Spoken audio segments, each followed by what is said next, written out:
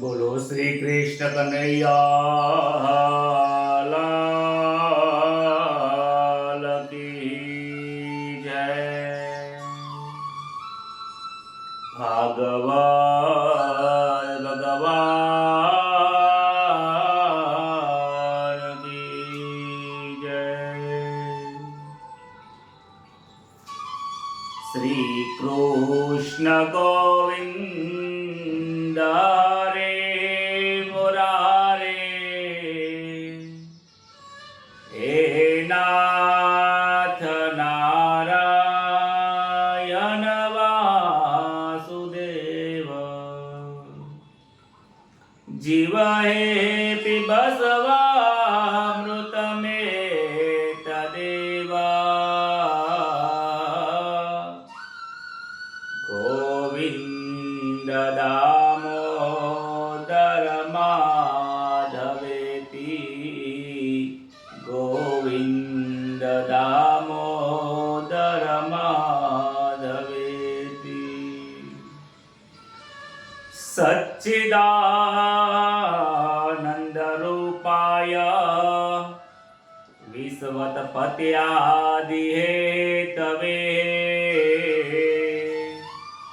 તાપત્રય વિનાશાય શ્રી કૃષ્ણાય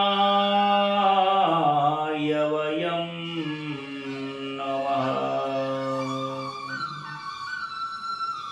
પ્રથમ નમો ગુરુદેવને, લરી લરી લાગો પાય, માત પિતાને વંદન કરો, કરજો કરો નયા. હે જે હરે ગુરુ સંત સૌ પધારજો, કથા કહો મમ મતિ અનુસાર, પ્રેમ સ્વરૂપ શ્રી કૃષ્ણની સુનો ભાગવત મહાપુરાણ. હેજી મંગલ દિવસ યાજનો, મંગલ સોનું થાય, સૌ સંતો હરિભક્તોને માનજો વંદન લાખ કરોડ. સૌ સંતો હરિભક્તોને દાસ જૈસના પ્રણામ.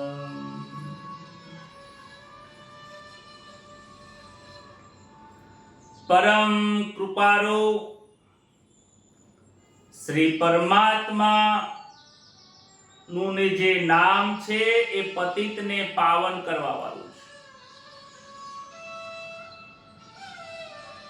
પ્રેમની ભક્તિ આપવા વાળી કોઈ કથા હોય તો એ ભાગવત કથા છે.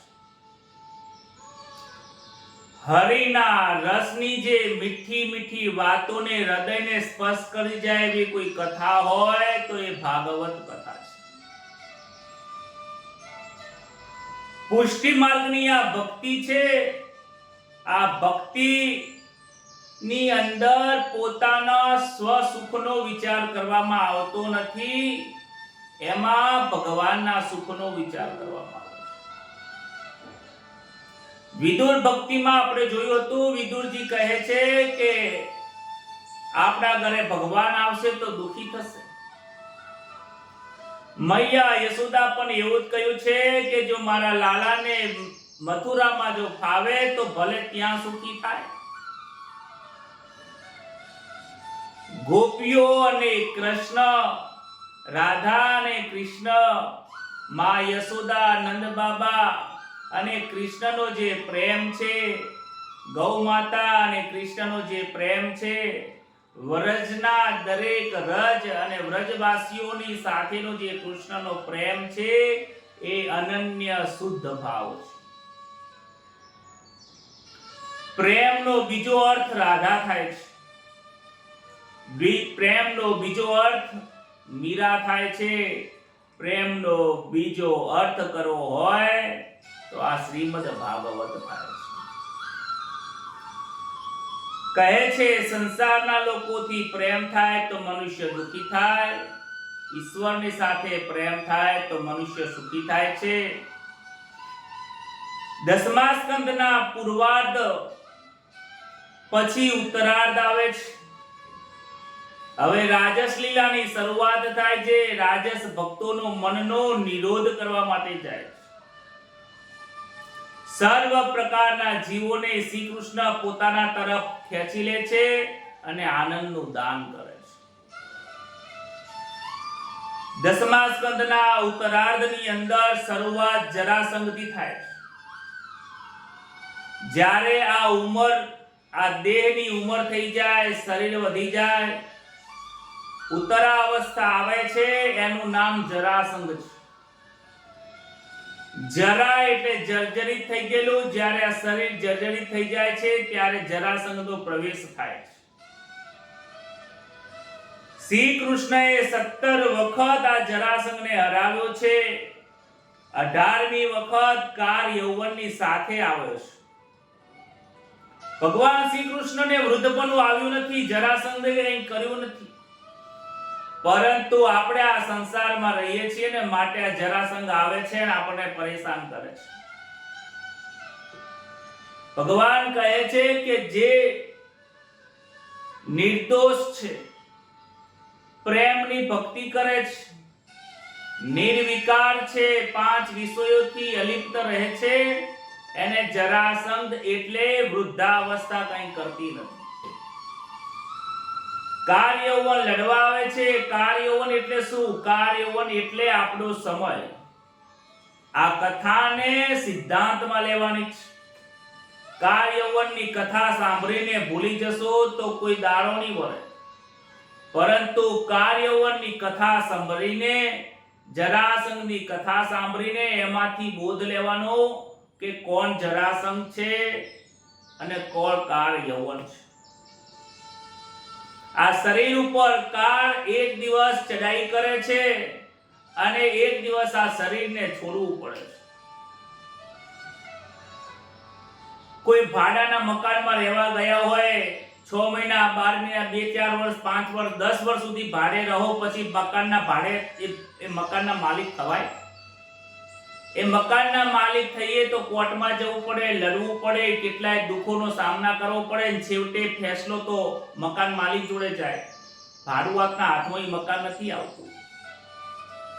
એવી રીતે પ્રભુએ આપણને આ સંસારમાં મોકલ્યો છે. આ સંસાર પૂરેપૂરું ભાડુતી છે.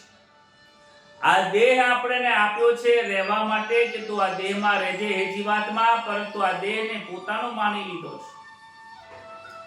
આ પોતાનું માન્યું, મારું માન્યું એટલે માર ખાય છે. મારો માનસો તો માર ખાઈ જાશો, તારો કરશો તો તરે જાશો, ઓ જીવરામ ચેતીને ચાલજો. એ જીવરામ, તું આ શરીરને મારું ગણતો નહીં, નહીતર આ જરાસંઘ અને આ કાર યૌવન આવીને તને એક વખત તો મારવાના જ છે. માટે તું અત્યારે આ જવાની છે, આ બાળપણ છે, એ બાળપણને જવાનીમાં તું શીખી જજે કે આ ઘર તારું નથી. ભાડુતી બંગલો કોને રે બનાવ્યો? ઈશ્વરે બનાવ્યો. કોને બનાવ્યો? ઈશ્વરનો આ બંગલો બનાવેલો છે, એની અંદર આપણે ભાડેથી રહીએ છીએ જ્યાં સુધી, અને આ મકાનમાં રહીએ, સાચવવાની જવાબદારી આપણી છે. આ શરીર બીમાર ના પડે, સાચવવું આપણી જવાબદારી છે. સાફ સફાઈ રાખવી આપણી જવાબદારી છે. પરંતુ આ મકાનમાં રહીને સુખી થવાનું છે. આ દેહને ઈશ્વરનો જ આપવાનો છે, આપણો છે નહીં. આનાથી અલિપ્ત રહેવાનું છે. આ સંસારમાં જે જે દેખાય છે, પરિવાર, માયા, મમતા, કુટુંબ, પરિવાર ભોગવો, પણ પોતાનું માનીને નહીં. જ્યાં સુધી આ બે આંખો ખુલી છે ત્યાં સુધી આપણું છે. પરમાત્માએ વાપરવા આપ્યું છે અને પરમાત્માને આપી દેવાનું છે. 2 પૈસા કમાઈએ છીએ, સુખી થઈએ છીએ, લાવો, ભેગા કરો, વાપરો, પરંતુ એની જોડે જોડે લોકોને આપતા રહો. જેને જેને જરૂરિયાતવાળો વ્યક્તિ છે, ગરીબો છે, જ્યાં જ્યાં તમને લાગે ત્યાં સત્કર્મ કરતા રહો. એક હાથે લેવાનું, બીજા હાથે આપવાનું. તો ઈશ્વરને ગમે છે. તમે કોઈના ઘરે જાઓ, તમે 100 રૂપિયા આપો તો એ વ્યવહાર પ્રમાણે કાં તો તમને 50 રૂપિયા પાછા આપશે, કાં તો તમને 200 રૂપિયા આપશે. એ વ્યવહાર કરે તો ગમી જાય. પરંતુ તમે પૈસા આપો ને સામેવાળો વ્યક્તિ તમારી જોડે વ્યવહાર ના કરે તો એક વખત ને બે વખત ને ત્રીજી વખત તમે એની વાતો કરશો, એને પણ તમને પણ ગમશે ને. આ ઈશ્વરની સાથે વ્યવહાર છે. ઈશ્વરે આપણને આપ્યું છે તો ઈશ્વર માટે વાપરવું જ પડશે. અને નહીં વાપર્યો તો એક વખત તો માર ખાઈને આપવું પડશે. કાળ યૌવન એ મૃત્યુ જેવો સમય છે. એ કોઈનો સગો થતો નથી. જ્યારે શ્રી કૃષ્ણને મથુરા છોડવું પડ્યું, વિચાર કરો એ કાળ યૌવન કેવો હશે. દ્વારકામાં એમને આશરો લેવો પડ્યો છે. શરીર ઉપર કાર ચડાઈ કરે છે, શરીર છોડવું પડે છે. અરે મરી મરીને આ શરીર છોડવું એના કરતા પહેલેથી સમજીને છોડી દેવું શું ખોટું છે? બોલો રાધે રાધે. એક વખત તો છોડવું પડશે. કેટલાય લોકોએ છોડી દીધું છે. લોકો જીમ કરીને બોડી બનાવે, કેટલાય વસ્તુઓ લગાઈને શરીરને સુંદર શણગાર સજે, પરંતુ ગમે તેટલું કરીને પણ આ શરીર એક વખત બળીને ભસ્મ થવાનું છે. કંસની પત્ની જે હતી એ બે રાણીઓ છે, કંસની અસ્થિ અને પ્રાપ્તિ. એ કંસના મૃત્યુ પછી એના પિતા જે જરાસંઘ છે એની પાસે આવી છે. જરાસંઘને જ્યારે વાતની ખબર પડી ત્યારે એને ખૂબ ગુસ્સો આવ્યો છે અને શ્રી કૃષ્ણે કંસને માર્યો, તેથી પોતાની પુત્રીઓ વિધવા થઈ છે. આવું જાણીને તેને ખૂબ ગુસ્સો આવ્યો છે અને મથુરા ઉપર એને ચડાઈ કરી. ભગવાને વિચાર્યું કે અત્યારે જો આ જરાસંઘને મારીશ તો મારે ઘણા બધા રાજાઓને મારવાના છે. પૃથ્વી ઉપરનો ભાર એક જરાસંઘને મારવાથી નહીં થાય. એને અત્યારે જીવતો રાખવો હશે અને જ્યારે પણ એ બધા રાજાઓની સાથે લડવા આવશે ત્યારે એક સાથે બધાને હું મારીશ. અત્યારે જરાસંઘને મારવો નથી. જરાસંઘ 17 વખત લડવા આવ્યો છે. શ્રી કૃષ્ણ અને બલરામે એનો નાશ કર્યો છે, એના સેનાનો નાશ કરી દીધો છે. જરાસંઘને માર્યો નથી. ત્યારબાદ જરાસંઘ કાળ યૌવનની સાથે સંધિ કરે છે અને કાળ યૌવનને કહે છે કે તું કૃષ્ણની સાથે લડવા જા. પ્રભુજીએ દાઉજી મહારાજને કહ્યું કે હવે શું કરું? અરે 17 વખત આ લડવા આવ્યો છે અને 17 વખત એને હરાવ્યો છે. આ નફટ વારંવાર ચાલ્યો આવે છે, હારેલો છે, છતાં પણ હારવા માટે વારંવાર આવે છે. શિવજીની તેના ઉપર કૃપા છે કે શું આ મળતો જ નથી? દાઉજી મહારાજે કહ્યું કે અહીંયા લોકો આપણને શાંતિથી રહેવા દેતા નથી, માટે હવે આનર્ત મંડળમાં રહેવું છે, જ્યાં ઓખા મંડળ રહેલું છે. ગુજરાતની અંદર ઓખા કરીને એક પ્રાંત છે, જિલ્લો છે.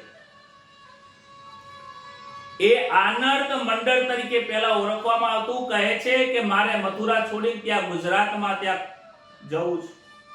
એટલે આનર્ત દેશના રાજા રૈવત નામના રાજા હતા. એમની દીકરીની સાથે, જેનું નામ રૈવતી છે, એમની સાથે બલરામજીનું લગ્ન થયું છે અને ત્યાં ઓખા મંડળનું રાજ્ય મેળવીને ત્યાં રહ્યા છે. શ્રી કૃષ્ણએ કહ્યું કે મોટા ભાઈ અત્યારે તમે ત્યાં રહો, હું થોડા દિવસ પછી આવું છું. અહીંયા થોડો મથુરાનો કામકાર ભાગ થોડો પતાવીને પછી હું પણ ત્યાં આવી જઈશ. શ્રી કૃષ્ણએ નિશ્ચય કર્યો કે મારે હવે પણ મથુરામાં રહેવું નથી. જ્યાં અશાંતિ હોય ત્યાં મારે રહેવું નથી. શાંતિથી આનર્ત દેશમાં જઈને દરિયાના કિનારે હું રહીશ. વિશ્વકર્માને બોલાવ્યા છે, આજ્ઞા આપી છે કે સમુદ્રની મધ્યમાં તમે વિશાળ નગરી બનાવો. યાદવોને પણ ત્યાં નગરીમાં રાખો. મોટા મોટા મહેલો અને મોટા મોટા દ્વાર ત્યાં બનાવવામાં આવ્યા છે. યાદવો ત્યાં વસીને જોવે છે, ત્યાં કોઈ દરવાજો દેખાતો નથી. એટલા મોટા મહેલો બધા બનાવ્યા છે કે મહેલોની અંદર કોઈ દરવાજા દેખાતા જ નથી. અનેક દરવાજા હોય પરંતુ દરવાજા જેવું લાગતું નથી. અને બધા લોકો વાતો કરે છે, દ્વાર કહાં હૈ, દ્વાર કહાં હૈ. એના ઉપરથી એ નગરીનું નામ પડ્યું છે દ્વારકા. બોલો શ્રી દ્વારિકાધીશ કી. કાળ યૌવનને મારવો બહુ અઘરું કામ છે. આપણને એમ લાગે કે જ્યારે સમય આવશે ત્યાં જોઈ લેશું, પણ યાદ રાખજો સમય આવે વખત વહી જશે. અરે આ જવાનીમાં તાકાત છે તો તમે સમયને મારી શકતા નથી. તો એ સમય તો સમય કાળ બનીને આવવાનો છે, એમાં કાળમાંથી કેવી રીતે છૂટી જશો? કાળ યૌવનને બ્રહ્માજીનું વરદાન હતું કે યદુપુરમાં જન્મેલા કોઈ પણ વ્યક્તિને મારી શકશે નહીં. બ્રહ્માજીના વરદાનને સત્ય રાખવા માટે શ્રી કૃષ્ણ જાતે કાળ યૌવનને મારતા નથી. શ્રી કૃષ્ણ એનેથી હારી જાય છે અને જ્યારે લડવા આવે છે તો લડતા લડતા એ રણ છોડીને નાસી જાય છે. જ્યારે એ રણ લડતા લડતા કાળ યૌવનની સાથે યુદ્ધ કરતા કરતા રણને છોડ્યું છે, રણને છોડીને ભાગ્યા માટે એમનું નામ રણછોડ રાય પડ્યું છે. બોલો શ્રી રણછોડ રાય કી જય. ભગવાનનું નામ પણ કેવું મધુર છે. દ્વારકામાં રહે તો દ્વારિકાધીશ, મથુરામાં રહે તો મથુરાનો નાથ, ગોકુળમાં રહે તો ગોપીઓનો નાથ. અરે રણને છોડી દીધું તો રણછોડ કહેવાય છે. માખણને ચોર્યું એમાંય ભગવાનને કહે છે માખણનો ચોર છે તું. કેવા નામ છે, જેવી ક્રિયાઓ એવા નામ પડે છે. પ્રભુની જેવી લીલા, હરિ તારા નામ સે હજાર, કયા નામે લખવી કંકુતરી, રોજ રોજ બદલે મુકામ, કયા નામે લખવી કંકુતરી. પ્રભુ તું વૃંદાવનમાં રે, અહીંયા રે, મથુરામાં રે, દ્વારકામાં રે, પાછો હસ્તિનાપુરમાં જાય, ક્યાં ક્યાં તું રહે છે? ડાકોરમાં રહે. ભગવાન કહે છે કે જીવાત્મા હું કોઈ એક સ્થાન ઉપર રહેતો નથી. આ સંસારમાં, આ લોકમાં, 14 લોકમાં એવું કોઈ સ્થાન નથી જ્યાં હું બિરાજતો નથી. હું તારા ઘટમાં પણ છું, હું બહાર પણ છું, અંદર પણ છું, અંધારામાં પણ છું, અજવાળામાં પણ છું. ફરક એટલો છે કે તારે દીવો કરીને જોવાનું છે. દીવો કરીને જોવું એટલે તારા હૃદયમાં અંધકાર છે. અરે તારા ઘટમાં ઘોર અંધારું, તારા ઘટમાં અંધારું છે, એને તું પ્રગટ કરીને જો. પ્રગટ કરીશ, સદગુરુ મારા પાસે જઈને તું જ્ઞાન લઈશ તો ઓટોમેટિક તને ભગવાનના દર્શન થઈ જશે. રણછોડ એવું નામ પડ્યું છે. દોડતા દોડતા એ રણ છોડીને દોડતા દોડતા શ્રી કૃષ્ણ ગિરનારની ગુફામાં આવ્યા છે. અને એ ગુફામાં મુચકુંદ રાજા તપશ્ચર્યા કર્યા પછી એ ગુફામાં આરામ કરી રહ્યા હતા. મુચકુંદ રાજા નિંદ્રામાં હતા. ભગવાન શ્રી કૃષ્ણએ પોતાનો જે ખેસ હતો પીળા કલરનો એ મુચકુંદ રાજા ઉપર ઓઢાડીને એ ગુફાની અંદર પાછળ સંતાઈ ગયા છે. પાછળ એની પાછળ કનૈયાની પાછળ કાળ યૌવન દોડતો દોડતો આવ્યો છે. ગુફામાં જોયું છે અને એટલો ખેસ જે હતો પીળા કલરનો એ ઓઢેલો જોઈને કે અહીંયા આવીને ઊંઘીને નાટક કરે છે. એને જોરથી લાત મારી છે. ઉઠ ઉઠ એમ કરી જોર જોરથી લાત મારે છે. મુચકુંદ રાજા એવું હતું કે દેવ અને દાનવોનું યુદ્ધ થયું ને, એમને ખૂબ મદદ કરેલી હતી દેવોને, અને દૈત્યોને પરાસ્ત કર્યા. અને દેવોને મદદ કરવાથી ત્યારબાદ દેવોએ કહ્યું કે હવે તમે આરામ કરવા માટે નિંદ્રાનો તમારો કોઈ ભંગ ના કરે, એના માટે તમે ગિરનારની ગુફામાં જઈ સૂઈ જાઓ. અને જો કોઈ તમારી નિંદ્રાનો ભંગ કરશે અને તમારી નજર એની ઉપર પડશે તો એ બળીને ખાક થઈ જશે.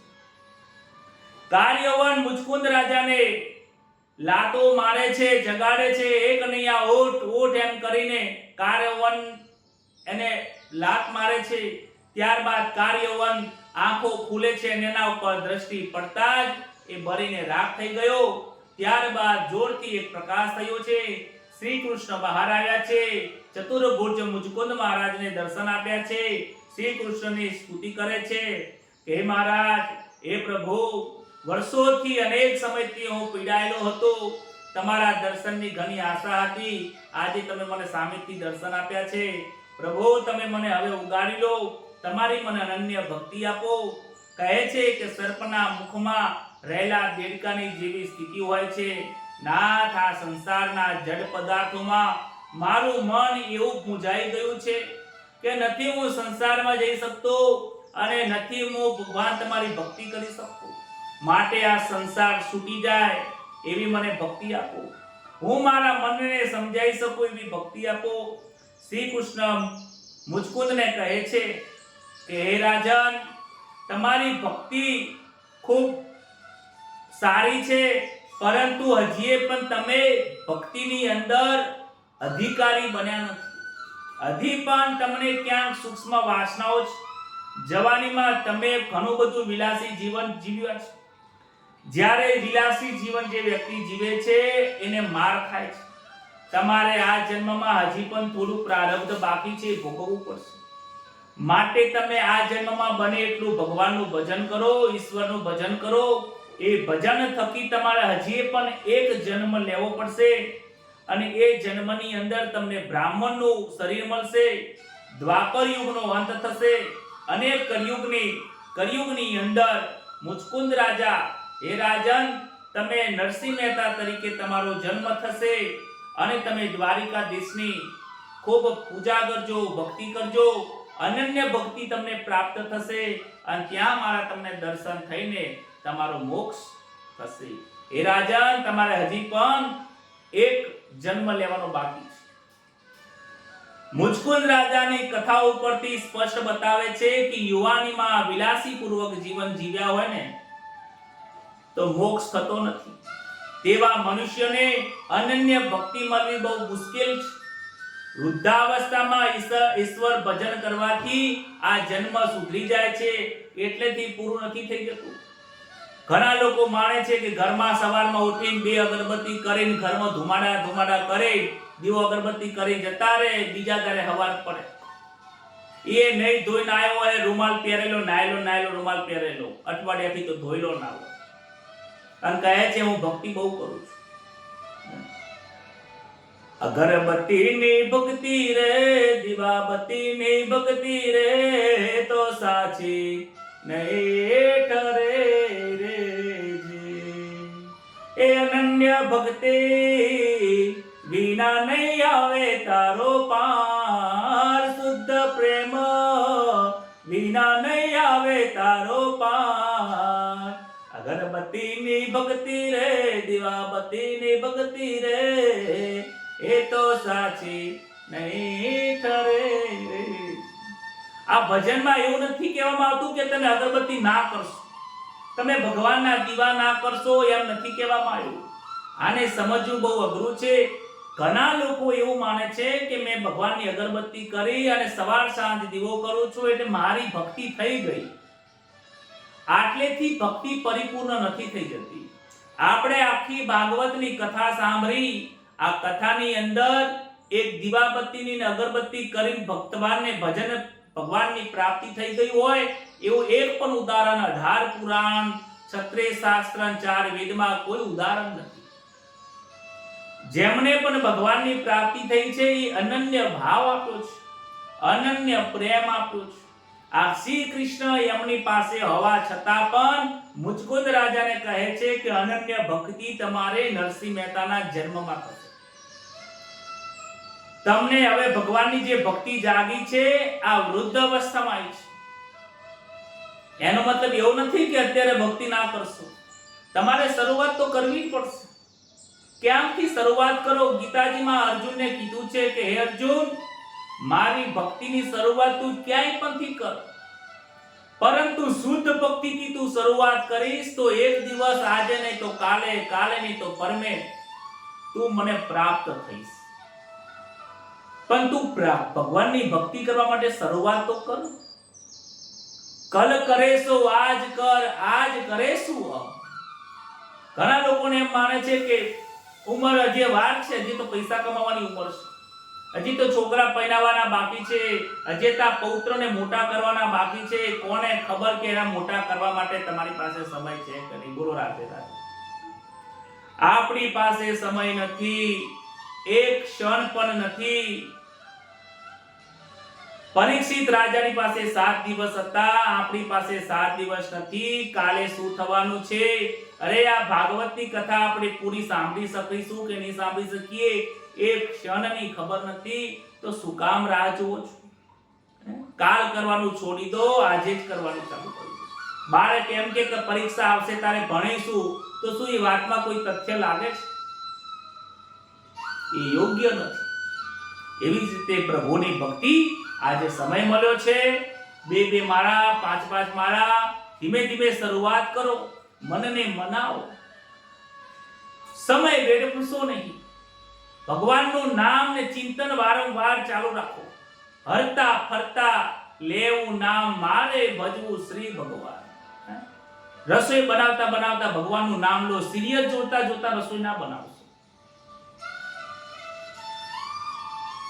આરામ કરતા હોય તો પ્રભુનું નામ લેતા લેતા આરામ કરો. ઘરના તકલીફો અને દુઃખોને યાદ કરીને આરામ ના કરશો. એક ક્ષણ પ્રભુ માટે કોઈ સંસારમાં બગાડશો નહીં. પ્રભુનું ભજન કરો, એના સિવાય કોઈ ઉદ્ધાર નથી. કાળ યૌવનનો નાશ કરીને મુચકુંદ મહારાજને મુક્તિ આપી છે અને મુક્તિનો ઉપદેશ આપ્યો છે. પ્રભુ દ્વારકામાં પધાર્યા છે. મથુરામાં ભગવાનના એક પણ લગ્ન થયા નથી. દ્વારકામાં આવ્યા પછી બધા લગ્ન થયા છે. મહાપુરુષો કહે છે કે એક એક ઇન્દ્રિયના દ્વાર ઉપર કાબુ મેળવ્યો છે, બ્રહ્મ વિદ્યા પ્રાપ્ત કરી છે. ત્યારબાદ એમણે લગ્ન કર્યા. લગ્ન કરવા માટે ઇન્દ્રિયો ઉપર કાબુ મેળવો. ઇન્દ્રિયના ગુલામ થઈને લગ્ન કરશો તો દુખી થશો, અને જીતેન્દ્રિય બનીને લગ્ન કરશો તો પ્રભુ તમારા ઘરે જન્મ લેશે. ગૃહસ્થાશ્રમની અંદર પહેલા બ્રહ્મચર્યાશ્રમ બતાવ્યો છે, માટે ગૃહસ્થાશ્રમમાં આવ્યા પહેલા બ્રહ્મચર્યાશ્રમનું પાલન કરવું જીવનમાં બહુ જરૂરી છે. રૂકમણી એ મહાલક્ષ્મી છે. મહાલક્ષ્મી એ જીતેન્દ્રિય નારાયણને જ મળી શકે છે, શિશુપાલને નહીં. શિશુપાલ એટલે શિશુનું લાલન પાલન કરવામાં જેનું મન છે, જે પોતાના બાળકોને જ નવરાવા ધોરાવા ખવડાવવા પીવડાવવા આખો દિવસ એની પાછળ જ ફરફર કરે છે. એની પાછળ જ જીવન આખું વ્યતીત થઈ જાય છે. બાળકોના મોહની અંદર જેનું મન બાળકોમાં મોહાઈ ગયું છે, એનું નામ છે શિશુપાલ. શિશુના લાલન પાલનમાં જિંદગી પૂરી થઈ જાય છે. પહેલા પોતાના બાળકોને, પછી છોકરાના બાળકોને, પછી એમના છોકરાઓને, એટલે છોકરાઓના છોકરાઓને, પણ ક્યાં સુધી એ હવોની જવાબદારી કરશે? હવે તું તારું તો કર. લક્ષ્મીજીના સ્વામી પરમાત્મા છે. આ જીવ લક્ષ્મીજીનો બાળક છે. સંસારમાં જે વસ્તુ આપી છે એનો વિવેકથી ઉપયોગ કરો. લક્ષ્મી આપણને મળી છે, ભગવાને લક્ષ્મી સ્વરૂપ આપણા ઘરમાં જે આપી છે, વિવેકથી ઉપયોગ કરો, એનો ઉપભોગ ના કરશો. પરીક્ષિત કહે છે કે મારે રૂકમણી હરણની કથા વિસ્તારથી સાંભળવી છે. સુખદેવજી મહારાજ કહે છે કે બહુ આનંદની કથા છે. લગ્ન કેવી રીતે કરવા જોઈએ, લગ્ન કરવા માટે શું શું વિચાર કરવા જોઈએ, લગ્ન કેવા હોવા જોઈએ, એ પ્રમાણે બતાવે છે કે લગ્ન પહેલા તમારી તૈયારીઓ કેવી હોય છે. પતિ અને પત્નીના લગ્નની પહેલાની અંદર જે એમની મુલાકાત હોય છે, એમની જે વાતો હોય છે, કેવી વાતો હોય છે. કેવો પતિ પ્રાપ્ત કરવાની અપેક્ષા રાખવી જોઈએ, કેવી પત્ની પ્રાપ્ત કરવા માટે અપેક્ષા રાખવી જોઈએ. હે રાજન, આ ગૃહસ્થાશ્રમની વાત કહે છે કે રૂકમી વિચાર કરે છે કે શિશુ મહારાજ ભીષ્મક વિદર્ભ દેશના રાજા છે. ભીષ્મક કરીને એક રાજા છે, વિદર્ભ દેશના છે. 5 પુત્રો 1 કન્યા છે. મોટા પુત્રનું નામ રૂકમી છે અને કન્યાનું નામ રૂકમણી છે. રૂકમણી લક્ષ્મીજીનો અવતાર છે. ભીષ્મક રાજાની એવી ઈચ્છા હતી કે રૂકમણીના લગ્ન શ્રી કૃષ્ણ સાથે થાય, પરંતુ જે એનો મોટો ભાઈ છે, રૂકમણીનો મોટો ભાઈ રૂકમી, એ એવું વિચારે છે કે હું મારી બહેનને ગોપાલ એટલે ગાયો ચરાવવા વાળા હોય એ ગોપાલની સાથે હું લગ્ન નહીં કરાવું, હું એના લગ્ન શિશુપાલની સાથે કરાવીશ. શિશુપાલ બહુ મોટો રાજા છે, મારી બહેન એની સાથે પરણશે તો સુખી થશે, અને વળી શિશુપાલ મોટો રાજા હોવાથી મને પણ એના મોટા સંબંધો સાથે કામ લાગશે. આવી ભાવનાથી એ ભાઈની ઈચ્છા એવી હતી કે શિશુપાલ જોડે લગ્ન. રૂકમણીને ખબર પડી કે મારો ભાઈ જબરજસ્તીથી શિશુપાલ જોડે લગ્ન કરવા માંગે છે, ત્યારે એને દુઃખ થયું. રૂકમણીને રાણી થવું નથી, રાણીનું સુખ એને તુચ્છ લાગે છે, એને તો પ્રભુની સાથે પરણવું છે. આવો ઈચ્છા બહુ ઓછા જીવાત્માને થાય છે. પ્રભુની સાથે લગ્ન કરવાની ઈચ્છા બહુ ઓછા જીવાત્માને થાય છે. જે જીવાત્માને પ્રભુની સાથે લગ્ન કરવાની થાય એનું જીવન ધન્ય બની થાય છે. રૂકમીએ શિશુપાળને આમંત્રણ આપ્યું છે. શિશુપાળ જાન લઈને આવ્યો છે. શિશુપાળ કામી છે, અભિમાન છે. તેનો પુરાવો ભાગવતમાં પણ મળે છે, મહાભારતમાં પણ છે. લગ્ન કરવા નીકળ્યો ત્યારે એને ગણપતિજી પૂજા કરી નથી. લગ્નમાં વિઘ્ન આવ્યું છે. સાધારણ મનુષ્ય જ્યારે લગ્ન કરવા જાય છે ત્યારે આ સાથી ઉપર કામ ચડીને બેસે છે. આજે જુઓ વરઘોડો નીકળે છે, મદિરાઓની અંદર મસ્ત બનીને ઘોડા ઉપર બેસીને જાય છે. અરે આ કામી પુરુષ લગ્ન કરવા માટે કામનાની જરૂર નથી, કામી બનીને જાય છે. ભગવાન ગોપાળ છે એનો મતલબ થાય છે કે ગો કહેતા ઇન્દ્રિયને સાચવનાર જે જીતેન્દ્રિય છે એ રીતે લગ્ન થાય છે. અંતઃપુરમાં એક બ્રાહ્મણ રહે છે જેનું નામ સુદેવ છે. રૂકમણીએ ભગવાન શ્રી કૃષ્ણના ઘણા બધા એમણે ક્યારેક કૃષ્ણને જોયા નથી, પરંતુ એમનો મહિમા ખૂબ સાંભળ્યો છે. એમનો મહિમા સાંભળીને એમની ઈચ્છા થઈ છે કે મારે લગ્ન કરું તો શ્રી કૃષ્ણ સાથે. ખબર પડી કે મારો ભાઈ જબરજસ્તીથી લગ્ન કરાવશે, માટે એક પત્ર લખે છે અને એક ગામના બ્રાહ્મણને કહે છે કે મહારાજ તમે મારું એક કામ કરશો. મેં એક 7 શ્લોકનો પત્ર લખ્યો છે. એ પત્રને લઈને, આ સંદેશો લઈને તમે દ્વારિકામાં જાઓ અને શ્રી કૃષ્ણને મારો આ પત્ર આપજો અને પરમાત્માને શ્રી કૃષ્ણને ભલામણ કરજો કે જલ્દીથી આવે અને મને લગ્ન કરીને લઈ જાય. મારે એમની સાથે લગ્ન કરવાની ખૂબ ઈચ્છા છે. મારે રાણી થવું નથી, મારે તો સેવક થવું છે. મારે તો દાસી બનવું છે, ભગવાન શ્રી કૃષ્ણની દાસી બનવું છે.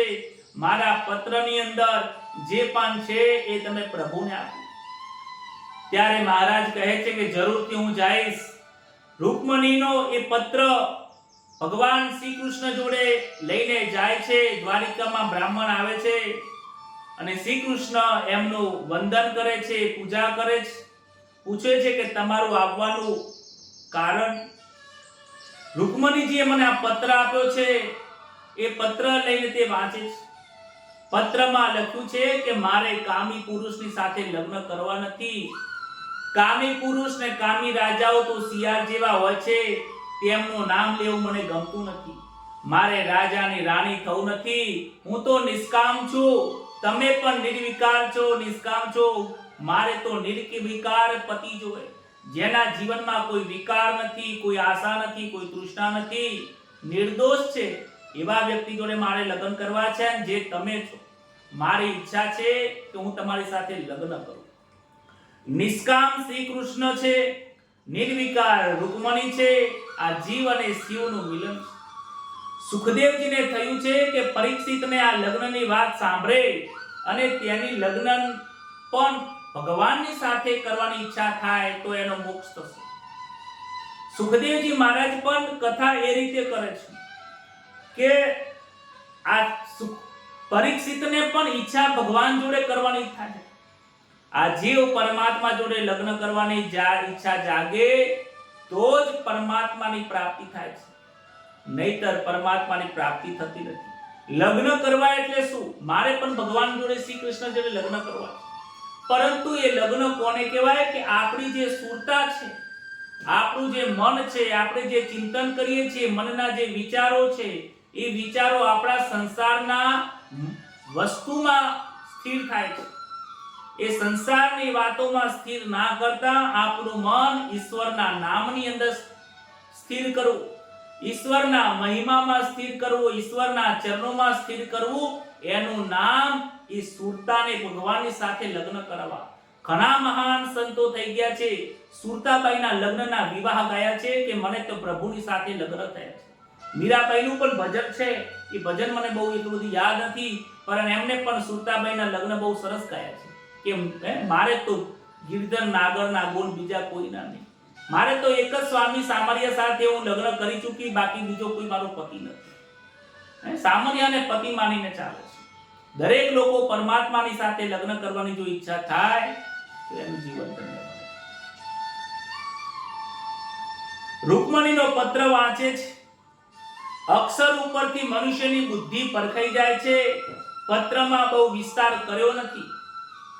પત્રની અંદર બહુ સૂક્ષ્મ શબ્દોની અંદર 7 શ્લોકોની અંદર વર્ણન કર્યું છે.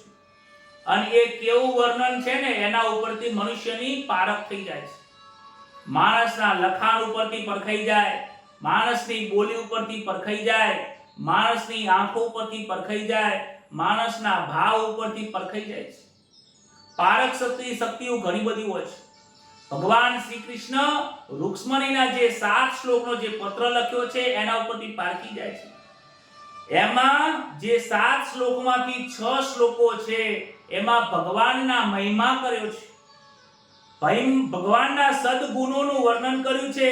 ઐશ્વર્ય, વીર્ય, યશ, શ્રી, જ્ઞાન અને વૈરાગ્યની સદગુણો જે છે એ વિચાર્યું છે. અને 7મા શ્લોકની અંદર કહે છે કે હું જીવ છું, તમે પરમાત્મા છો. આ જીવને પરમાત્માને મળ્યા વગર ચાલવાનું નથી. હું તમારી દાસી છું, તમારા શરણે આવી છું, તમે મારો સ્વીકાર કરો. પત્રમાં શ્રી કૃષ્ણને 2 સુંદર સંબોધન કર્યા છે. એક અચ્યુત અને ભુવન સુંદર તરીકે સ્પર્શ કર્યો છે. આખી પત્રમાં ક્યાંય કામનો સ્પર્શ થયો નથી. વારંવાર નિષ્કામ કયો છે. આ સંસાર સુંદર નથી. આ સંસાર જીવાત્માને સુંદર લાગે છે, પરંતુ આ રૂક્ષ્મણીને આ સંસાર સુંદર લાગતો નથી. એને સુંદર પરમાત્મા લાગે છે. આ સંસાર જો આટલો બધો સુંદર છે તો આ સુંદર સંસારને બનાવનારો સુંદર સર્જનહાર કેવો હશે? એ સામર્યો કેવો હશે? ફૂલ આટલું સુંદર લાગે છે, સુગંધ આટલી સુંદર આવે છે, તો ફૂલને એ બનાવનારો કેવો હશે? દૂધમાં અમૃતને મૂકવા વાળો એ અમૃત રૂપી હરિ કેવો હશે? એટલું બધું આ સંસારમાં પરમાત્માએ મૂકી દીધું છે, એટલી બધી સુંદરતા આપી દે છે, પરંતુ એ સુંદરતામાં મોહાઈ જાય છે, પરંતુ એ સર્જનહાર જે છે એમાં કોઈનું મન મોહાતું નથી. જે રૂક્ષ્મણીજી છે એમનું મન આ સર્જનહારમાં ગયું છે. પત્રમાં કહે છે કે હે નાથ, સૌંદર્યની અને તમારા સદગુણોની કથા મેં ઘણા લોકોના મુખેથી સાંભળી છે, મહાત્માના મુખેથી સાંભળી છે. આજે મારે તમારા જોડે લગ્ન કરવા છે. તમે નિષ્કામ છો, મારે પણ નિષ્કામ પતિની જરૂર, નિષ્કામ પતિ અને જીતેન્દ્રિય પતિની સાથે મારે લગ્ન કરવા છે. જો તમે મારો સ્વીકાર નહીં કરો તો પતિવ્રતા સ્ત્રી તરીકે હું મારું મૃત્યુ થઈ જશે, તો પણ હું વારંવાર તમારી સાથે લગ્ન કરવાની આશા રાખીશ. જેમ પાર્વતીએ શિવજીની પૂજા કરી અને શિવજીને પાર્વતી પ્રાપ્ત થયા છે, એવી રીતે તમે પણ મને પ્રાપ્ત થાવ એવી આશા રાખું છું. પત્રના અંતમાં રૂક્ષ્મણીજીએ દ્રઢ નિશ્ચય જણાવ્યો છે કે રૂક્ષ્મણીનો પત્ર વાંચીને શ્રી કૃષ્ણ પણ બોલવા લાગ્યા. સરળ શબ્દમાં કહી દીધું છે કે જેમ કન્યાને મારી સાથે લગ્ન કરવાની ઈચ્છા છે, ત્યારે એ મહારાજને પણ કહે છે મને પણ તમારી સાથે લગ્ન કરવાની ઈચ્છા છે. મારે પણ જીતેન્દ્રિય હોય, નિર્વિકારી હોય, નિર્દોષ હોય એવી સ્ત્રી સાથે મારે લગ્ન કરવા છે. આમ તો રૂકમણી ભગવાન આદ્ય શક્તિ જગદંબાનો અવતાર છે, પરંતુ આપણને સમજાવવા માટે આ પત્ર લખ્યો. કહે છે સુદેવ બ્રાહ્મણને કહે છે, પછી સુદેવ બ્રાહ્મણને રથમાં બેસાડી વંદન કરી ગણપતિનું સ્મરણ કરી રથમાં બેઠા છે. રથે પ્રયાણ કર્યું છે અને સત્વરે વિદર્ભ નગરીમાં પહોંચ્યા છે. સુદેવ બ્રાહ્મણ રૂકમણીને સંદેશો આપવા પહોંચ્યા છે. હસતા હસતા આવ્યા એટલે રૂકમણીજીને ખબર પડી કે બ્રાહ્મણ ભૂદેવ જે ગયા હતા એ મારું કાર્ય સિદ્ધ કરીને આવ્યા છે. રૂકમણીજી ભૂદેવને બ્રાહ્મણને પગે લાગે છે, વંદન કરે છે અને કહે છે કે મહારાજ તમે મારું કાર્ય કરીને આવ્યા. સુદેવજી કહે છે કે હે દેવી, હું દ્વારિકાધીશને લઈને જ આવ્યો છું, સાથે લઈને જ આવ્યો છું. પ્રભુએ તમારો સ્વીકાર કર્યો છે, એ પણ તમારી સાથે લગ્ન કરવા માટે તૈયાર છે. તમે ચિંતા કરશો નહીં, તમે જે રીતે દરરોજ અંબાજી માતાજીના મંદિરે દર્શન કરવા જાઓ છો, ત્યાં તમે દર્શન કરવા જજો. દ્વારિકાનાથ ત્યારે આવશે રથ લઈને, અને રથમાં તમે બેસી જજો. મેં દ્વારિકાધીશને બધી વાત કરી દીધી છે. આ સાંભળીને રૂકમણીજીને બહુ આનંદ થયો. બ્રાહ્મણને વંદન કરે છે, મહારાજ તમે મારું કાર્ય કર્યું, હું શું આપું? બ્રાહ્મણ કહે છે કે મારે કોઈ વસ્તુની જરૂર નથી. મેં જે કાંઈ કર્યું છે એ કોઈ વસ્તુ લેવા માટે કર્યું નથી. હું જે પણ કાર્ય કરું છું એ વસ્તુ લેવા માટે કરતો નથી. મને કોઈ અપેક્ષા નથી. અરે તમને પરમાત્માના દર્શન કરાવો, એનાથી વિશેષ મારું બીજું શું હોય? જે વ્યક્તિએ પરમાત્મા, રૂક્ષ્મણીજી પણ કહે છે, પ્રભુ હે મહારાજ તમે મને પરમાત્માને મલાવી રહ્યા છો, પ્રભુની સાથે લગ્ન કરાવી રહ્યા છો, તમે મારા ગુરુ છો, સદગુરુ છો. વંદન કરે છે કે એનાથી વિશેષ શું છે? દુનિયામાં આવું કોઈ કાર્ય કરવા વાળા નથી. આ ભાગવતની કથા પણ એવી જ નિર્દોષપણે કોઈ પણ ભાવ, કોઈ પણ પ્રકારના લેશ માત્ર ઈચ્છા વગર આ ભાગવત કથા કરીને મને જે આનંદ આવે છે, આ ભાગવતની કથા, પ્રભુની કથા સાંભળીને મને જે આનંદ આવે છે, એ આનંદ સૌ લોકોને આવે એ માટે હું આ કથા કરું છું. ભાગવતની કથા એ પૈસા કમાવાનું સાધન નથી. ભાગવતની કથા એ મોક્ષ અને બંધનમાંથી મોક્ષ આપવા વાળી કથા છે. ભાગવતની કથા બંધનમાંથી મુક્ત કરવા વાળી છે. પૈસો એ બંધનમાં નાખવા વાળી છે, અને ભાગવતની કથા બંધનમાંથી મુક્ત કરવા વાળી કથા છે. જે બંધનમાંથી મુક્ત કરવા વાળી કથા હોય તો એનાથી બંધનમાં શું કામ પડવું જોઈએ? માટે આ આનંદની કથા છે, પ્રેમની કથા છે. પ્રેમથી સૌ સાંભળો, પ્રેમથી આનંદ કરો, અને જન જન લોકોને સુનાવો, સંભળાવો. ભાગવતની કથામાં સૌને આનંદ મળે. આ બાજુ શિશુપાલ જરાસંઘની સાથે, રાજાઓની સાથે આવ્યો છે. શિશુપાલનું ડાબું અંગ અને ડાબી આંખ ફરકે છે, અપશુકન થાય છે. શિશુપાલે સાંભળ્યું કે શ્રી કૃષ્ણ પણ આવ્યો છે. તેને ડર લાગે છે. જરાસંઘ કહે છે કે તું ગભરાઈશ નહીં, મેં તેને 17 વખત હરાવ્યો છે. અરે જરાસંઘ કહે છે કે મેં 17 વખત મેં એને એક વખત હરાવ્યો છે, પણ એમ કહેતો નથી કે શ્રી કૃષ્ણથી 17 વખત હારી ગયો છે. તે વખતે રૂકમી આવે છે, કહે છે કે મારા બહેનની આજુબાજુમાં મેં ઘણા સૈનિકો અને સેવકો મૂક્યા છે, એક ચકલું પણ ત્યાં ફરકી શકશે નહીં. બંદોબસ્ત કર્યો છે, ઘણા પહેલવાનો મૂક્યા છે, મારા બહેનની તે રક્ષા કરશે, માટે તમે ચિંતા કરશો નહીં, તમે ઘોડે ચડીને જરૂર આવી શકો છો. બીજી બાજુ રૂકમણી સવારમાં સ્નાન કર્યું, શૃંગાર કર્યો, તુલસી માતાની પૂજા કરી છે, માતા પિતાને વંદન કરીને પગે લાગે છે. પિતાજીનું હૃદય ભરાયું છે. આ પુત્રી નથી પણ રાજલક્ષ્મી છે. મારી બહુ ઈચ્છા હતી કે તે ઘરમાં જ રહે, પરંતુ આજે કન્યા તો પારકું ધન કહેવાય છે. રૂકમણીને પાર્વતીના મંદિરે દર્શન કરવા માટે નીકળ્યા છે. અંબાજી માતાનું ત્યાં મંદિર છે, ત્યાં નીકળ્યા છે. 16 સખીઓની સાથે ઘેરાઈને માતાજીના મંદિરે તે દર્શન કરે છે. કામી રાજાઓ રૂકમણીને જોવા માટે આવ્યા છે, પરંતુ તેને દર્શન થતા નથી. જેમના મનમાં કામ છે અને લક્ષ્મીજીના દર્શન થતા નથી. પાર્વતીનું મંદિર પહાડ ઉપર છે. રૂકમણીજી માતાજીના ત્યાં દર્શન કરવા જાય છે. મૂર્તિમાં પણ શ્રી કૃષ્ણના દર્શન થાય છે. અનન્ય ભક્તિ હોય, અનન્ય પ્રેમ હોય, ત્યારે પરમાત્માના પથ્થરમાં પણ દર્શન થાય છે.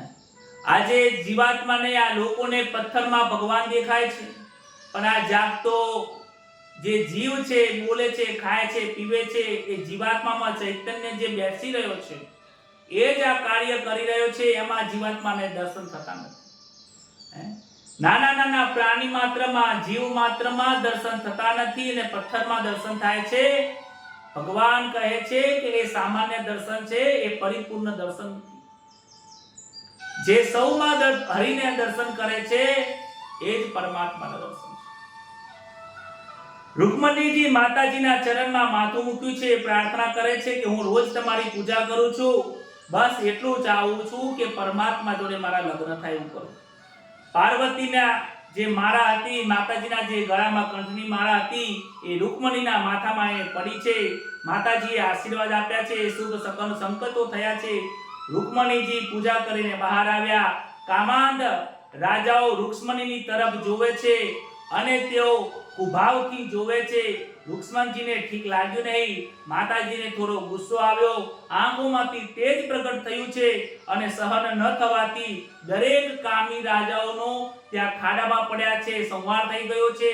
ત્યાં તો પ્રભુ દારૂક સારથીની સાથે રથ ચલાવીને સામે આવીને ઊભા રહ્યા છે. રથમાં બેસાડીને એ રસ્તે આગળ નીકળ્યા છે. આગળ જતા રૂકમણીજીને રથમાં બેસાડીને ભગવાન શ્રી કૃષ્ણએ રૂકમણીનું હરણ કર્યું છે. શિશુપાલને ખબર પડી જરાસંઘ વગેરે રાજાઓને લઈને લડવા નીકળ્યો છે. આ બાજુ દાઉદજીને પણ ખબર પડી શ્રી કૃષ્ણ રૂકમણીનું હરણ કરવા ગયા છે. તેમને પરિસ્થિતિનો ખ્યાલ આવ્યો. યાદવ સેનાની સાથે સાથે રાતોરાત એમને પ્રયાણ કર્યું. સમયસર પહોંચીને શિશુપાલ તથા જરાસંઘની સામે યુદ્ધ કરીને સેનાઓને છિન્ન ભિન્ન કરી દીધી છે. શિશુપાલ જરાસંઘ જે ભારૂકી રાજાઓ લઈને આવ્યા હતા એ પણ રાજાઓ ભાગી ગયા છે. રૂકમી પણ આવ્યો હતો. શ્રી કૃષ્ણ સાથે યુદ્ધ કરવા લાગ્યો. પણ રૂકમણી અને દાઉ ભૈયાના કહેવાથી કહે છે કે મારો આ ભાઈ છે, કહે છે કે તમારા ધર્મપત્નીના આ ભાઈ છે, એને તમે મારશો નહીં, માટે એને કોઈ રથના ધાંભલે બાંધી દીધો છે. શ્રી કૃષ્ણ વિચાર કરે છે કે મોટા ભાઈનો પ્રેમ કેવો છે. રૂકમણીને પણ વિચાર આવે છે કે મોટા ભાઈ દાઉભાઈનો પ્રેમ કેટલો છે, કે એ પણ રૂકમીને મારવા માંગતા નથી. એટલે મોટા ભાઈના કહેવાથી રૂકમીને છોડી દીધો છે. દાઉજી રૂકમણીની સાથે પ્રભુ દ્વારકામાં આવ્યા છે. પ્રભુના હવે લગ્ન થવાના છે. શ્રી કૃષ્ણ ઉદ્ધવજીને કહે છે કે મારા માતા પિતા અને નંદ યશોદા ને તેમના ખોળામાં હું રમતો હતો. મા દ્વારિકામાં આવે ત્યાં સુધી હું લગ્ન કરીશ નહીં. માટે ઉદ્ધવજીની પાસે પત્ર લખાવીને એમને ગોકુળમાં મોકલ્યા છે. કહે છે કે જ્યાં સુધી મારા માતા પિતા આવે નહીં, ગોકુળના વ્રજના લોકો આવે નહીં, ત્યાં સુધી હું લગ્ન નહીં કરું. આમ તો ભાગવતમાં શ્રી કૃષ્ણના વ્રજવાસીઓના આગમનની વાત કહી નથી, પરંતુ અમુક ગ્રંથોની અંદર એની રચના કહેવામાં આવી છે. ગોકુળમાં નંદ યશોદા લાલાના આગમનથી આશા છોડી દીધી છે. શ્રી કૃષ્ણના ગયા પછી નંદ યશોદા અને બાબાજીએ, ત્યારબાદ ગોપી અને રાધાજીએ શ્રી કૃષ્ણ આવશે એની આશા છોડી દીધી છે. ત્યાં તો શ્રી કૃષ્ણનો પત્ર લઈને આવ્યો અને લાલાના લગ્નની વાત સાંભળીને બધામાં ખુશી થઈ છે, જાણે કે એક જીવ આવ્યો હોય. નંદ બાબા વિચારે છે કે લાલો રૂબરૂ કેમ ના આવ્યો? જ્યાં સુધી તે રૂબરૂ ના આવે ત્યાં સુધી અમારે દ્વારકામાં જવું નથી. અરે એને દ્વારકાની સાથે, એને ગોકુળની સાથે શું થયું છે? જેટલી વખત કહે છે તેટલી વખત એ પત્ર લખે છે, પરંતુ આપતો નથી. માટે નંદ બાબાએ એ પત્ર લખેલો જે હતો એનો કોઈ જવાબ આપતા નથી. લગ્નનો સમય થયો, ગોકુળમાંથી જવાબ આપ્યો નહીં. શ્રી કૃષ્ણ સમજી ગયા. શ્રી કૃષ્ણ અને બલરામ ગોકુળમાં આવ્યા છે. વ્રજમાં જેવો પ્રવેશ કર્યો છે, પહેલા તો એમને સોનાનો જે મુગટ હતો એ રથમાં મૂકી દીધો છે. જ્યારે રથમાંથી વ્રજની ધરતી ઉપર ઉતરે છે ત્યારે સોનાનો મુગટ ઉતારી દીધો છે અને જે પોતાનું એક મોરપીંછ હતું એ માથા પર પહેરી લીધું છે. યશોદા માના આંગણામાં આવીને ઊભા રહ્યા છે, નમન કર્યા છે, વંદન કરે છે. માતાજીને કહે છે કે કૃષ્ણ આવ્યો, કનૈયો આવ્યો, લાલો આવ્યો. બધા લોકો એને ઘરે મળે છે. ગોપીઓ પણ ગલે મળે છે, નંદ બાબા ગલે મળે છે, એક બધાને ગલે મળે છે. કૃષ્ણ જેટલા પણ ત્યાં લોકો હતા બધાના એક સ્વરૂપ લઈને બધાને પોતપોતાના સ્વરૂપથી આપીને એ ઘરે મળે છે અને હિબકા ભરે છે. લોકોના આંખોમાંથી અશ્રુધાય નીકળી ગયા છે. એ બોલી શકવા માટે સક્ષમ જ નથી કે લાલા તું કેમ મોડો આવ્યો, કયા કારણે આવ્યો, કઈ બોલી શકતા નથી, કારણ કે આજે કોઈ આનંદનો પાર નથી. છેવટે શ્રી કૃષ્ણએ કહ્યું, માં મને આવતા વિલંબ થયો છે, હું ક્ષમા માંગુ છું. અહીંથી ગયા પછી માં હું એવા કાર્યમાં એવો ફસાઈ ગયો છું, રાજ્યના એવા કારોબારમાં મને ફુરસદ મળી નહીં. માં મને બહુ દુઃખ થાય છે, પરંતુ માં તું દ્વારિકામાં આવ, હું તને લેવા આવ્યો છું. અરે આ વ્રજના દરેક વાસીઓને લેવા આવ્યો છું. હવે તમારે અહીંયા નથી રહેવાનું, તમે મારા દ્વારિકામાં આવો.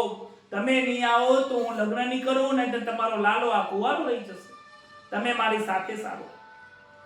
શ્રી કૃષ્ણ બલરામની સાથે, શ્રી કૃષ્ણ અને બલરામની સાથે માએ એમની નજર ઉતારી. ગોકુળમાં મોટો ઉત્સવ થયો છે. નંદ યશોદા ગોપ ગોપીઓની સાથે તથા દરેક વ્રજવાસીઓની સાથે તેઓ દ્વારકામાં પધાર્યા છે. બોલો શ્રી દ્વારિકાધીશ કી જય. રૂકમણીના પિતા આવ્યા, માધવપુરમાં મુકામ કર્યો છે. ત્યાં દ્વારકાની બાજુમાં માધવપુર એક ગામ છે, ત્યાં મુકામ કર્યો છે. શ્રી કૃષ્ણ અને રૂકમણીનું લગ્ન થયું છે. બ્રહ્માજીએ લગ્નનું મુહૂર્ત આપ્યું, અંતરપટ ધર્યો છે. દુર્વાસાના શ્રાપથી દ્વારિકામાં શ્રી કૃષ્ણ અને રૂકમણી વિરાજતા નથી, પરંતુ માધવપુરની અંદર વિરાજે છે. અને ગોપીઓ જે છે એ દ્વારિકાની પાસે એક તલાવ છે ત્યાં મુકામ કર્યો છે, માટે તેને ગોપી તલાવ તરીકે ઓળખવામાં આવે છે.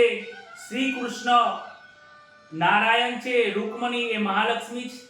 અન્યને જોડીને ગોપીઓ બંનેને જોઈને હાથ જોડીને દર્શન કરે છે, બંનેને જોઈને દર્શન કરે છે. આનંદમાં શ્રી કૃષ્ણનું ધ્યાન કરતા કરતા એ ગોપીઓ પોતાનું શરીર એમનું પીગળી ગયું છે.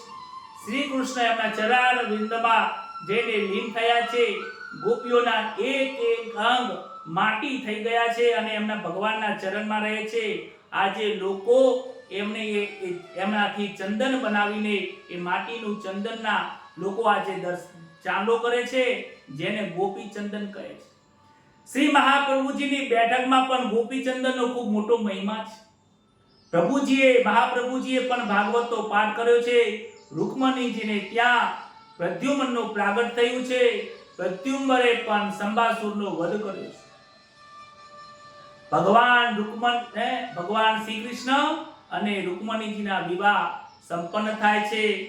ગોપીઓનો જે ભાવ છે, પ્રેમ છે, એ પણ ત્યાં પ્રભુજીના શરણમાં ત્યાં લીન થઈ જાય છે.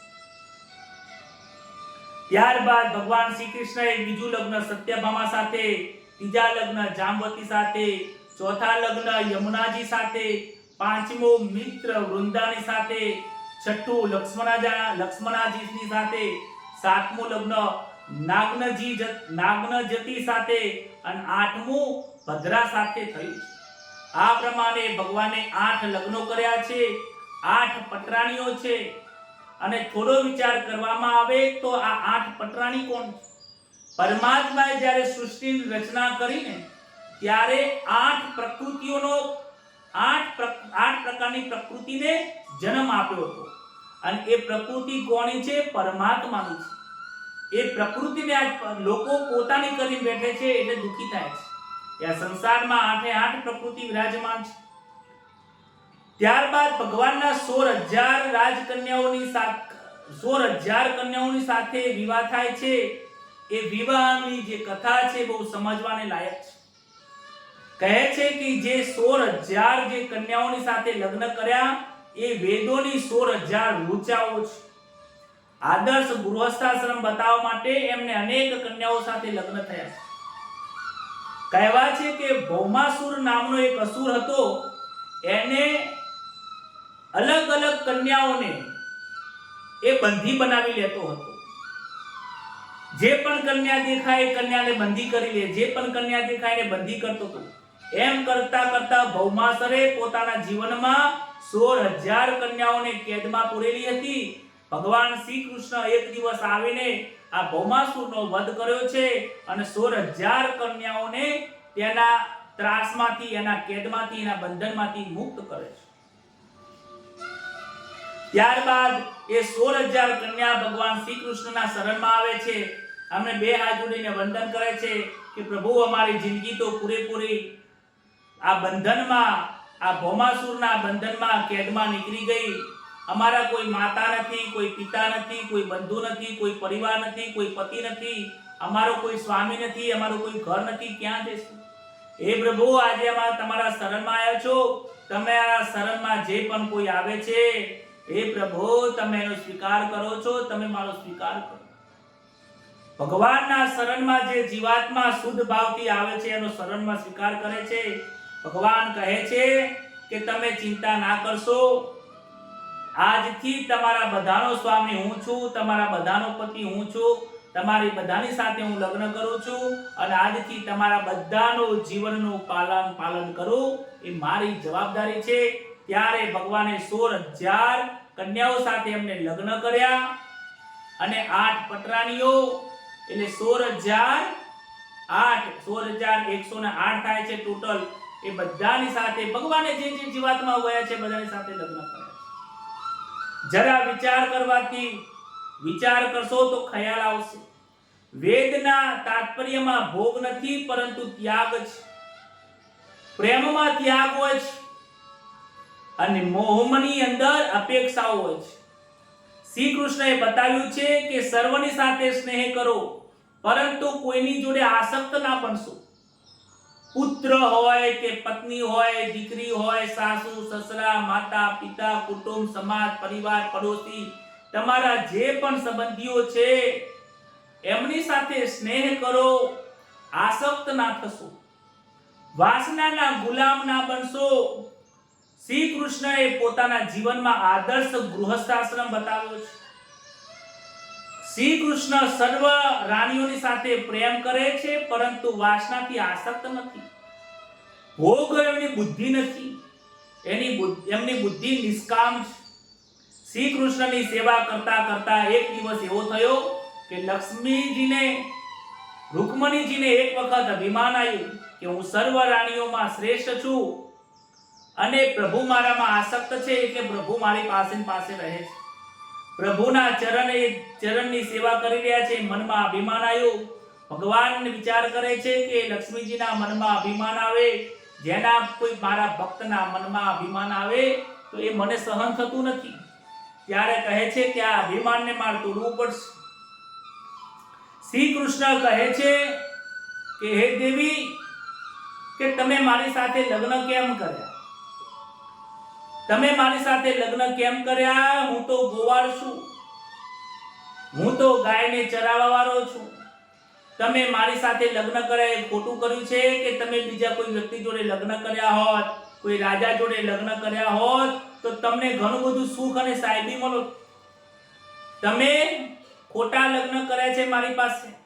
અરે 16,000 મારી પાસે રાણીઓ છે, તમે ખોટા જોડે લગ્ન કર્યા. તમારે મારી પાસે આવવાની જરૂર નથી. ઘણા પણ મહાપરાક્રમી રાજાઓ છે, તમારે મારી સેવા કરવી પડે છે, યોગ્ય નથી. આ સાંભળીને રૂકમણીજી ગભરાયા છે કે નાથ મારો ત્યાગ ના કરશો. એમને મૂર્છા આવી ગઈ. એમને દુઃખ લાગ્યું કે પ્રભુ મારો ત્યાગ કરે છે. ભગવાન એમના ઉપર પાણી છાંટે છે, સમજાવે છે કે દેવી હું મજાક કરું છું.